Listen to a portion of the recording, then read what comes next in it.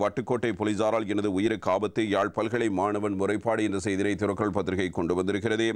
யாழ்ப்பாணம் வட்டுக்கோட்டை போலீசாரின் தாக்குதலுக்குள்ளான யாழ்ப்பாண பல்கலைக்கழக மாணவன் கருணாகரன் நிஷாந்தன் தனது உயிரை காப்பாற்றுமாறு கோரி இலங்கை மனித உரிமை ஆணைக்குழுவில் முறைப்பாடு ஒன்றினை பதிவு செய்திருக்கிறார். வட்டுக்கோட்டை கொட்டைக்காடு பகுதியைச் சேர்ந்த 27 வயதான மாணவனை இந்த முறைப்பாட்டை இவ்வாறு பதிவு செய்திருக்கிறார். இதைத் தொடர்ந்து அவர் ஊடகங்களுக்கு கருத்து தெரிவிக்கையில், அதாவது இன்று காலையில் என்று அவர் குறிப்பிடுவது, நேற்று காலையில் யாழ் பல்கலைக்கழகத்துக்கு வீட்டிலிருந்து புறப்பட்டேன்.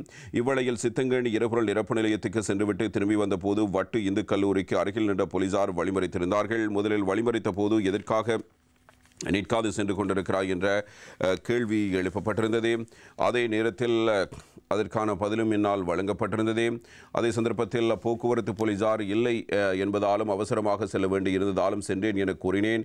இதனிடையில் திடீரென அங்கு வந்த சிவில் உடை தரித்த போலீசார் வீதியில் வைத்து என்னை கடுமையாக தாக்கினார்கள். இதனை காணொலியில் எடுத்தேன். இதனால் கோபமடைந்தவர்கள் எனது தொலைபேசியையும் பறித்து என்னை போலீஸ் நிலையத்துக்கு அருகிலுள்ள அறை ஒன்றுக்கு கொண்டு சென்றார்கள். அந்த அறையினுள் போலீசார் எனது காலை விரித்து தலைகீழாக தூக்கி அடித்தார்கள். அவ்வாறு அடித்துக்கொண்டு எனது கை தொலைபேசியில் உள்ள காணொலியை அளிப்பதற்கு தொலைபேசி கடவு சொல்லை கேட்டார்கள். நான் கூற மறுத்தேன். இதனால் தொடர்ந்து தாக்குதல் நடத்தினார்கள். நான் பல்கலைக்கழக மாணவன், போக்குவரத்து விதிகளை மீறி இருந்தால் எனக்கு தண்ட விதியுங்கள், இல்லை நீதிமன்றம் அனுப்புங்கள் என கூறிய போதும் அடித்தார்கள். இதனால் எனக்கு சுவாசிக்க பிரச்சனை ஏற்பட்டது. இதனடுத்து உடனடியாக என்னை வெளியில் கொண்டு வந்து அமர்த்தினார்கள். அவ்வேளையில் வீதியில் என்னை போலீசார் அடித்து செய்தி கேட்டு எனது தாயார் அங்கு வந்தார். இந்த நேரம் வீதியில் என்னை போலீசார் தாக்கிய போது அங்கு கடை ஒன்றில் இருந்த சிசிடிவி காணொலியை அளிப்பதற்காக போலீசார் அனைவரும் அங்கு சென்று விட்டார்கள்.